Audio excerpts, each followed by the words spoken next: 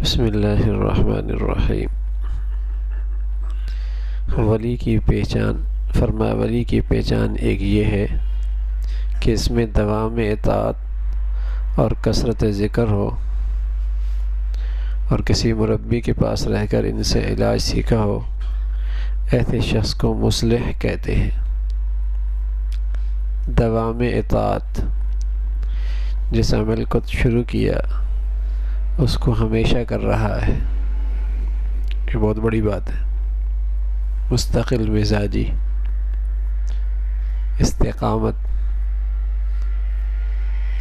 تو یہ بھی نیک آدمی کی نشانی ہے۔ اللہ ہم سب کو توفیق نصیب فرما دے۔ آدمی عمل شروع کرتا ہے، پھر چھوٹ جاتا ہے، پھر عمل کرتا ہے، پھر شروع کرتا ہے، تو اگر چھوٹنے پر سچی توبہ کرے اور پھر توبہ کرے اور پھر توبہ کرے تو یہ بھی استقامت ہے کہ اللہ نے اسے توبہ پہ استقامت دی ہوئی، تب بھی ولی ہے، تب بھی ولی ہے۔ اگر عمل بھی چھوڑ دیا اور اس عمل کی ندامت بھی چھوڑ دی تو پھر مشکل ہو جائے گا۔ یہ تو آسان ہے کہ عمل چھوٹا، ندامت ہوئی، ندامت سے استغفار کیا، عمل چھوٹا، پھر ندامت ہوئی، ندامت سے استغفار کیا، تو یہ بھی دوام ہے نیکی پر، اس لیے کہ توبہ سے بڑا کیا نیکی ہو سکتی ہے جو پچھلی ساری خطاؤں کو مٹا دیتی ہے، بہت بڑی نیکی ہے۔ لیکن اس پر بھی دوام تو ہو، اس پر بھی استقامت ہو، بہت بڑی بات ہے۔ ضروری نہیں کہ تہجد ہی پر استقامت ہو یا کسی اور بڑی نیکی پر استقامت ہو۔ اگر کسی شخص کو توبہ پر بھی استقامت مل گئی، غلطی ہوئی فوراً توبہ کر لی، غلطی ہوئی پھر توبہ نہیں چھوڑی، تو تب بھی یہ اللہ کا ولی ہے، تب بھی اللہ کا ولی ہے۔ تو عمل میں دوام ہو، بہت بڑی، ہر وقت اللہ کا دھیان رہے، نعمت ملے دھیان اللہ کی طرف جائے، تکلیف ہو دھیان اللہ کی طرف جائے، خوشی ہو دھیان اللہ کی طرف جائے، غمی آئے دھیان اللہ کی طرف جائے، یہ ذکر ہے۔ زبان کا بھی ذکر ہے کہ سبحان اللہ کہہ دے، الحمدللہ کہہ دے، اللہ اکبر کہہ دے، اللہم لک الحمد کہہ دے، ہاں انا للہ و انا الیہ راجعون کہہ دے، زبان کا بھی ذکر ہے، اور دل بھی اسی طرف متوجہ ہو، یہ دوام ذکر ہے، دل بھی اسی طرف متوجہ ہو، ہر خوشی میں، ہر غمی میں، ہر راحت میں، ہر تکلیف میں اللہ کی طرف دل متوجہ ہو، یہ دوام ذکر ہے۔ اور پھر بس اوقات یہ ہوتا ہے کہ جب صحبت نہیں ملتی تو باطنی بیماریاں ہوتی ہیں، لیکن یہ انہیں بیماریاں نہیں سمجھتا، یہ انہیں بیماری نہیں سمجھتا۔ ریا ہوتا ہے، صحبت نہیں ملتی، ریا کا پتہ ہی نہیں چلتا۔ اندر حسد ہوتا ہے، کینہ ہوتا ہے، صحبت نہیں ملتی ہوتی، پتہ ہی نہیں چلتا۔ تو جب مجلس میں بیٹھتا ہے، صحبت میں آتا ہے، تو اسے اپنی بیماریوں کی نشاندہی ہوتی ہے اور اس پر بھی توبہ کرتا ہے۔ تو جسے یہ چیزیں مل جائیں وہ اللہ کا ولی ہے، وہ اللہ کا ولی۔ اس وقت ایک آدمی تسبیحات بہت پڑھتا ہے لیکن باطنی امراض میں مبتلا ہوتا ہے، اور ان باطنی امراض کو مرض بھی نہیں سمجھتا، نقصان ہوتا ہے۔ تو ولی کی نشانی کیا ہوئی؟ ایک ہے دوام اطاعت، اللہ کی اطاعت پہ ہمیشگی، اور میں نے عرض کیا ہم جیسے کمزور لوگ ہیں، اگر تہجد پہ دوام نہیں ملتا اور بڑی بڑی نیکیوں پہ دوام نہیں ملتا تو اللہ کے لیے ندامت پر تو دوام ہو تب بھی ولی بن جائے گا، توبہ پر دوام ہو تب بھی ولی بن جائے گا۔ اس کو نہ چھوڑے، اس کو نہ چھوڑے، تو اس سے بھی اللہ اپنی ولایت اور اپنا قرب نصیب فرما دیتا ہے، دوام ہو اس پر۔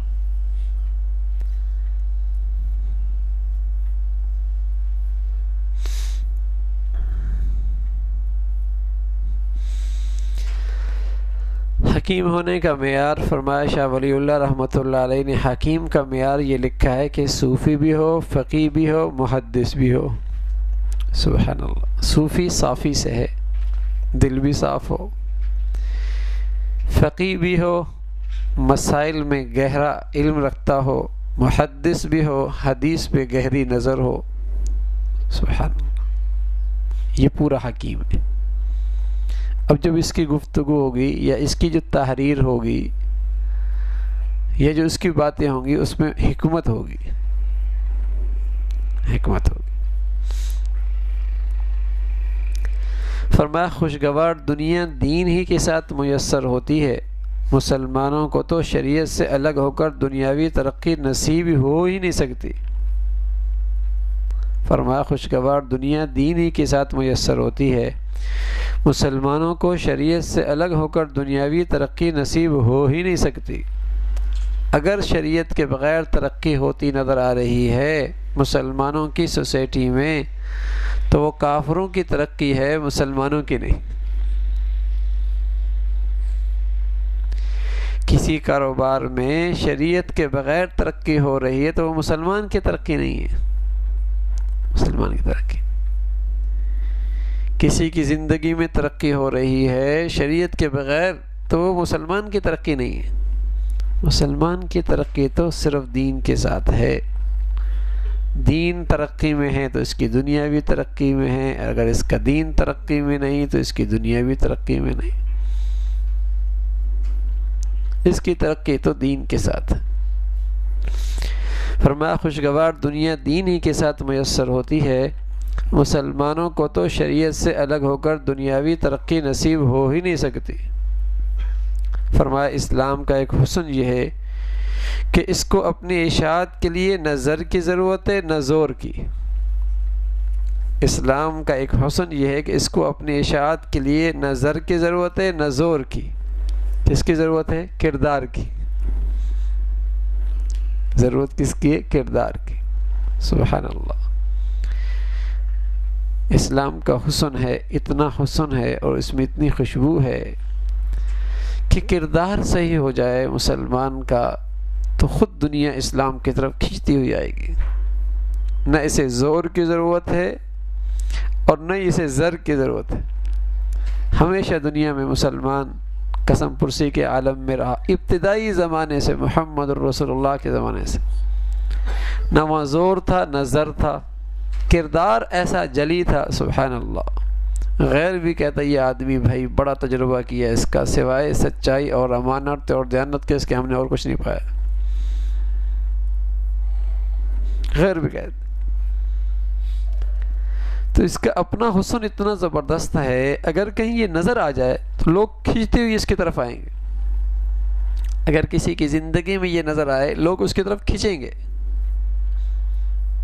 اس کی طرف کھینچیں گے۔ اس کی اپنی اتنی زبردست طاقت ہے۔ فرمایا اسلام کا ایک حسن یہ ہے کہ اس کو اپنی اشاعت کے لیے نہ زر کی ضرورت ہے نہ زور کی ضرورت ہے۔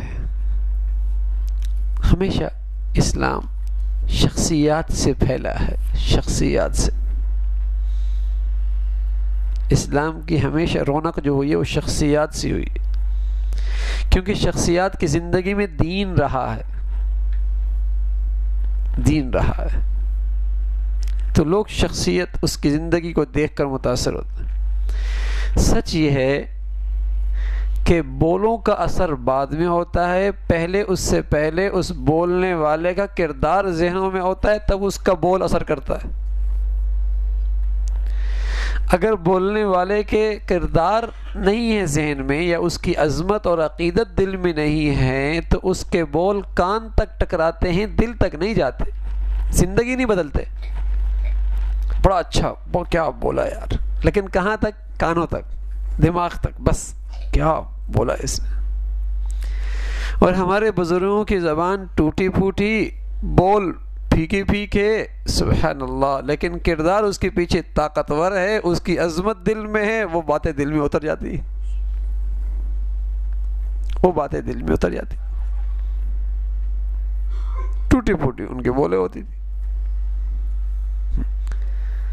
تو یہ اسلام کا حسن ہے کہ اس کا کردار جتنا جاندار ہوتا ہے پھر اس کی آگے باتیں اثر ہوتی. ورنہ اللہ میاں کو قرآن بھیجنے کے بعد محمد رسول اللہ کو بھیجنے کی کیا ضرورت تھی؟ بیت اللہ کے اوپر قرآن رکھا ہوتا اور لوگ آ کے عربی دان تھے، پڑھ لیتے، سمجھ لیتے، زندگی اپنا لیتے. لیکن پیارے نبی کی صورت میں کردار بھیجا. دیکھو یہ اسلام، یہ نمونہ ہے. سبحان اللہ. اور وہ جہاں چلتے گئے، بیٹھتے چلے گئے، لوگ متاثر ہوتے چلے گئے. ورنہ تو عربی دان تھے، قرآن بیت اللہ کے اوپر پڑھا ہوتا اور یہ بہت بڑا معجزہ تھا، بڑی عجیب بات تھی. اچھا اللہ کی طرف سے کتاب آئی، ہر ایک پڑھتا سمجھتا اس لیے کہ عربی دان تھے.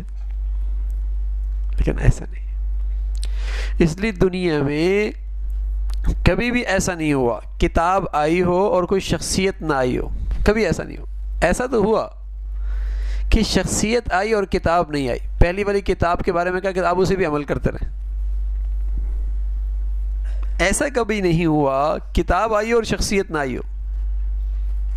ایسا ہوا کہ شخصیت آئی، کتاب نہیں آئی. پہلی والی کے بارے میں کہا کہ تم اسی پہ عمل کرتے رہو. لیکن ایسا کبھی نہیں ہوا کتاب آئی ہو اور شخصیت نہ آئی ہو. ہاں تو کردار یہ اثر کرتا، اس سے زندگیاں بدلتی ہیں اور یہ تبدیلی لاتا ہے. اللہ فرمایا جو دین کا پابند نہیں ہوتا اس کی دنیا کی سمجھ بھی خراب ہو جاتی ہے. اور جو شخص دیندار ہوتا ہے گو تجربہ دنیا کا نہ ہو لیکن دنیاوی امور میں بھی اس کی سمجھ سلیم ہو جاتی ہے. یہ عجیب بات. فرمایا جو دین کا پابند نہیں ہوتا اس کی دنیاوی سمجھ بھی خراب ہو جاتی ہے. اور جو شخص دیندار ہوتا ہے گو تجربہ دنیا کا نہ ہو لیکن دنیاوی امور میں بھی اس کی سمجھ سلیم ہوتی. حلال روزی میں بھی یہی اثر ہے، برخلاف اس کے حرام روزی کے اس سے فہم خراب ہو جاتا. حلال روزی سے بھی برکت ہوتی ہے، سمجھ صحیح ہوتی ہے، عقل بڑھتی ہے، رائے وزنی بنتی ہے، اور لقمہ حرام سے عقل مس ہونے لگتی ہے، سمجھ کمزور ہو جاتی ہے، فہم ختم ہو جاتا ہے. سبحان اللہ. پہلے لوگ سادہ ہوا کرتے تھے لیکن دین کے قریب ہوا کرتے تھے. دین کے قریب ہوا کرتے تھے. ٹھیک ہے نا.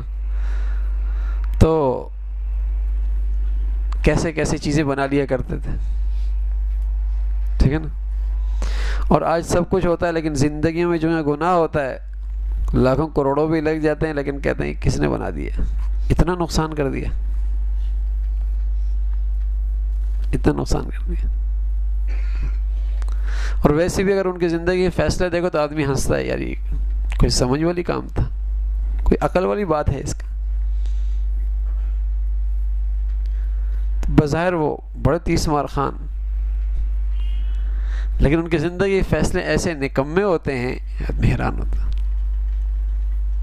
تو سچ یہ ہے کہ دین کی برکت سے اللہ سمجھ بڑھا دیتے، سمجھ بڑھا دیتے، اور صحیح رخ پہ اللہ ان سے فیصلے کرواتا ہے. اس لیے جب بھی کوئی زندگی کا مشورہ کرنا ہو نا تو کسی اہل دین سے کیا کرو، کسی اہل تقوی سے کیا کرو، کسی نیک آدمی سے کیا کرو، تاکہ اللہ اس کی مشورے میں اور اس مشورے کی برکت سے اس عمل میں نور پیدا کر دے. ہاں اپنی نظر خاص متوجہ فرما دے. فرمایا جو دین کا پابند نہیں ہوتا اس کی دنیا کی سمجھ بھی خراب ہو جاتی ہے. اور جو شخص دیندار ہوتا ہے گو تجربہ دنیا کا نہ ہو لیکن دنیاوی امور میں بھی اس کی سمجھ سلیم ہو جاتی ہے. حلال روزی میں بھی یہی اثر ہے، سمجھ بڑھ جاتی ہے، عقل بڑھ جاتی ہے، فہم بڑھ جاتا ہے. برخلاف اس کے حرام روزی سے فہم مسخ ہو جاتی ہے. عزت بڑھنا. فرمایا اقرار خطا سے اور عزت بڑھ جاتی ہے. سبحان اللہ. اپنی غلطی کا اقرار بندوں کے حق میں ہو گئی ان سے غلطی کی معافی مانگ لے، اور سبحان اللہ خالق اور مالک کے حق میں غلطی ہو گئی اس کے سامنے بھی اقرار خطا سے عزت بڑھتی ہے، اقرار خطا سے عزت بڑھتی ہے۔ ہم لوگ کہتے ہیں یار اس کے سامنے میں اقرار خطا کروں تو یہ سر پہ چڑھ جائے گا، کیا کہتے ہیں، سر پہ چڑھ جائے گا، اگر اس کے سامنے اپنی خطا کا اقرار کریں سر پہ چڑھ جائے گا، ہاں خراب ہو جائے گا۔ تو اگر اللہ میاں کہہ دے بندے کو اگر میں معاف کرتا رہا تو اس سر پہ چڑھ جائے گا، پھر کیا ہوگا؟ حالانکہ وہ تو بندہ ہم جیسے بندہ ہی ہوتا ہے، وہاں تو اللہ ہے، ایسا نہیں۔ جب ہمارے نبی نے کہا ہے تو سچ کہا ہے، لیکن بشرطے کہ وہ خطا کا اقرار اللہ کی رضا کے لیے ہو، پھر ایسا نہیں ہوتا۔ بشرطے کہ وہ اللہ کی رضا کے لیے، وہ اپنے نفس سے پوچھ لو کیوں کر رہے ہو، اور اس کو صحیح رخ پہ، اس کی صحیح رخ پہ لے آؤ کہ اللہ کی خاطر جھکے، اللہ کے لیے معافی مانگے، اللہ کے لیے اپنے اقرار خطا کا اقرار کرے۔ پھر دیکھیں من تواضع للہ رفعہ اللہ، یہ تو اللہ کی بات، اللہ کے رسول کی بات ہے۔ جو اللہ کی خاطر جھکے گا اللہ اسے بلند کرے گا، اللہ اسے عزت نصیب فرمائے گا، یہ بڑا بات ہے۔ کہتے ہیں میں بیوی سے کیسے کہوں، فلاں سے کیسے کہوں، ہاں یار دوستوں کے سامنے میں اس سے کیسے معافی مانگوں، کیا کہیں گے دوست؟ تو اللہ کی خاطر، اللہ کی خاطر، اللہ اکبر۔ فرمایا بزرگوں کا نمونہ بننے ہی میں دین کی حفاظت ہے، دنیا کی عزت ہے۔ بزرگ کی شان کمال یہ ہے کہ کسی کو حقیر نہ سمجھے، سبحان اللہ۔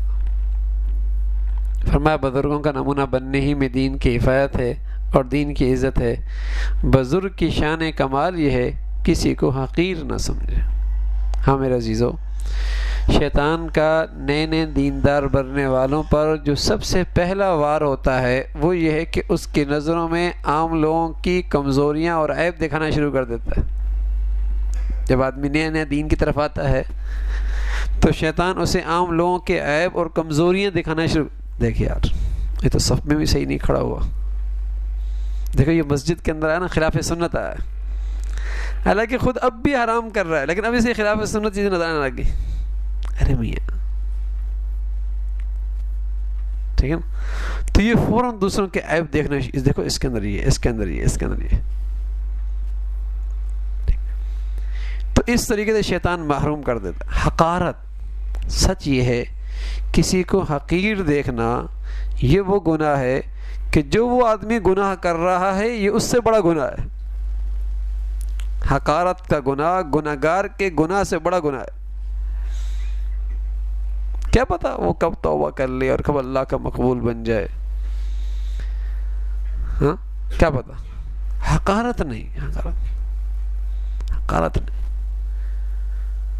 ہاں خیر خواہی ہو، اور خیر خواہی بھی اسی انداز میں ہو کہ اس کو اپنے سے گرا ہوا نہ سمجھے۔ ہو سکتا ہے کوئی نیکی اس کی آپ سے اچھی ہو پس پردہ، اور ہو سکتا ہے پس پردہ آپ کا گناہ اس سے بڑا ہو، کیا پتا،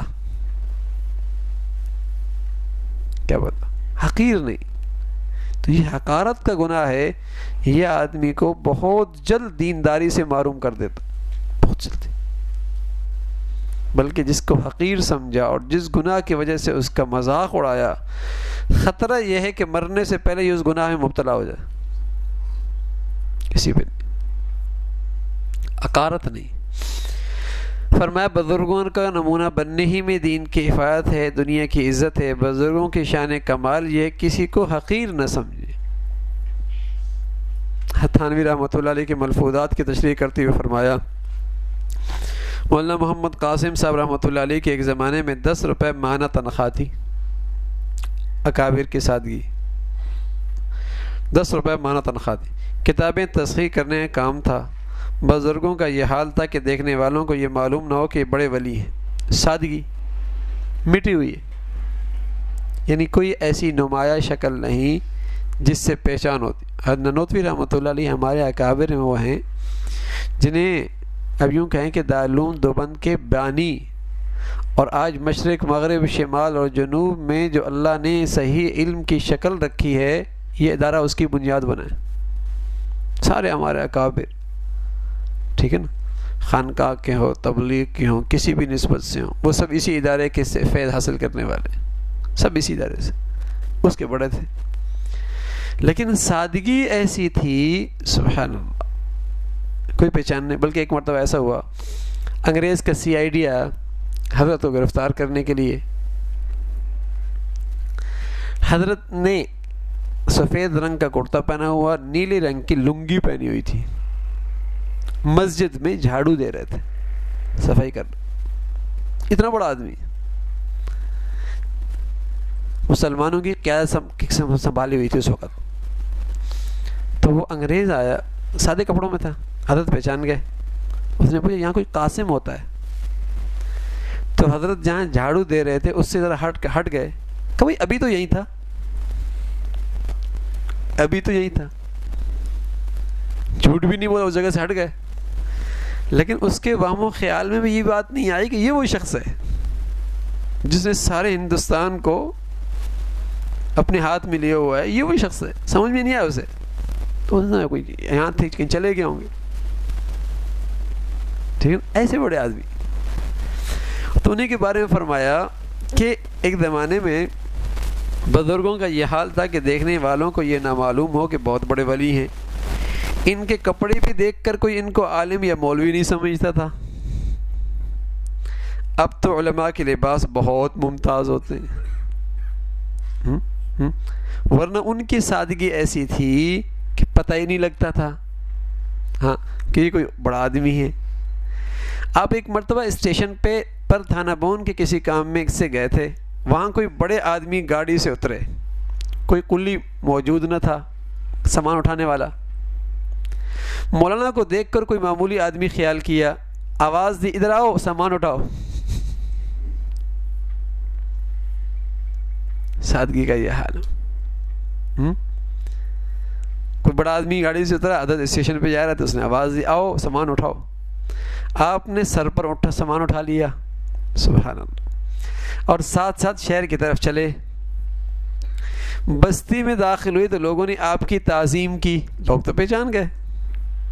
دریافت کرنے پر قصہ معلوم ہوا تو اس نے معافی مانگی. ہمارے بزرگ تو اس رنگ کے تھے.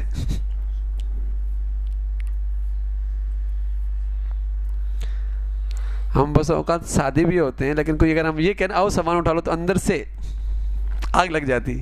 مجھے کہہ رہا ہے. تو جیسے یہ ظاہر کے سادے تھے، اندر کے بھی ایسے سادے تھے. یہ جیسے ظاہر کے مٹے ہوئے تھے، اندر سے بھی ایسے مٹے ہوئے تھے. ہم تو اگر ظاہر سے مٹ بھی جائے نا اور ہمیں کو کہہ دے یہ کام کر لو، ہمیں کہہ رہا ہے ٹھیک ہے نا. تو یہ وہ لوگ تھے جو اپنے اچھا جب آدمی یہ ہو اندر سے بھی مٹا ہوا ہو، ظاہر سے کسی کو حقیر سمجھے گا؟ وہ کہے گا میں خود ہی کچھ نہیں ہوں، میں خود ہی کچھ نہیں ہوں. تو یہ زندگی ہے.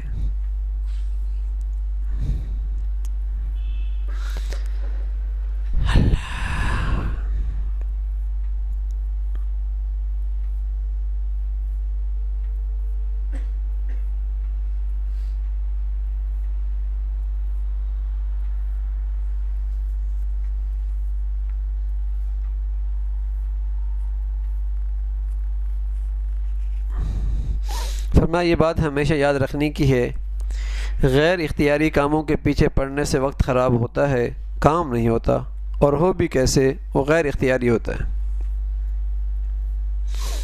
کلام پاک میں جو ارادہ کرے، کوشش کرے آخرت کی، اور کوشش کے مناسب کرے، ایمان بھی ہو، اس کی کوشش کہ اللہ کے ہاں ضرور مقبول ہے. یہاں پہلی شرط ایمان ہے، دوسری ارادہ، تیسری کوشش جو اس کے مناسب ہو. اب ایک وہ شخص ہے جس کا ارادہ ہی آخرت کا نہیں. یہ لوگ 5 سورے لٹکاتے ہیں اس لیے کہ برکت ہو.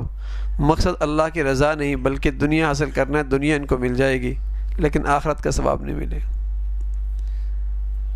تو مقصود آخرت ہو، پھر اگر دنیا کام بھی کرے گا کوشش کرے گا، صحیح نیت سے کرے گا تو اجر ملے، عبادت بنے گا۔ اگر مقصود دنیاوی دینی عبادت سے بھی اور دینی شکل سے بھی دنیا ہے تو عبادت نہیں بنے گا،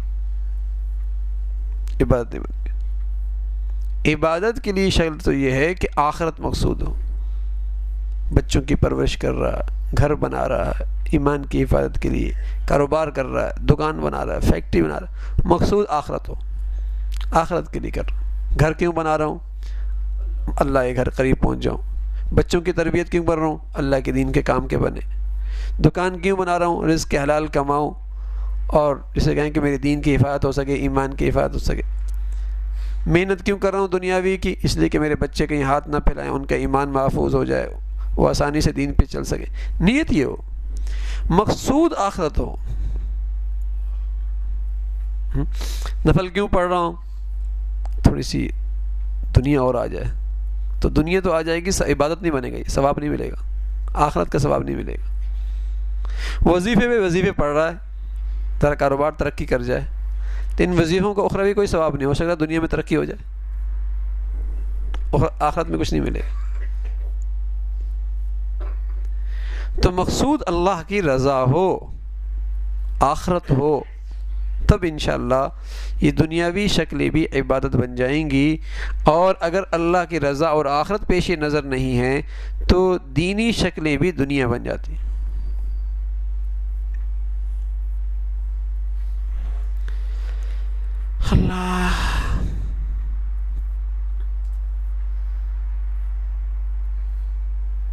اللہ بھائی عمل کی توفیق نصیب فرما دے، اور ہر لمحے ہر گھڑی اللہ کا دھیان اللہ نصیب فرما دے۔ ہاں، میں نے عرض کیا میرے عزیزو، کم از کم یہ ہو کہ عمل پہ استقامت ہو، اور اگر کسی اور عمل پہ استقامت نہیں ہو سکتی تو ندامت اور توبہ والے عمل پر بھی استقامت ہو جائے گی تو اللہ کا قرب مل جائے گا۔ ہاں، تہجد پڑھ رہا ہے چھوٹنے شروع ہو گیا تو اس پر سچی ندامت ہو، سچی توبہ ہو، پھر پڑھ رہا ہے پھر چھوٹ گئی، پھر سچی ندامت اور توبہ ہو۔ انشاءاللہ اس ندامت اور توبہ پر استقامت رہی تو اللہ کا ولی بن جائے۔ اور دوام ذکر کا مطلب یہی ہے کہ ہر لمحے اللہ کی طرف دھیان جائے، مصیبت میں بھی، راحت میں بھی، نعمت میں بھی، آزمائش میں بھی، ہر وقت اللہ کی طرف دھیان جائے، یہ دوام ذکر ہے، ہر وقت اللہ کی طرف دھیان جائے۔ اللہ بھائی عمل کی توفیق نصیب فرما دے۔ اللہم لک الحمد کلہ ولک الشکر کلہ، اللہم لک الحمد کلہ ولک الشکر کلہ، اللہم لک الحمد کلہ ولک الشکر کلہ، نستغفر اللہ نستغفر اللہ نستغفر اللہ، سبحان ربک رب العزت عما یصفون، وسلام علی المرسلین، والحمد للہ۔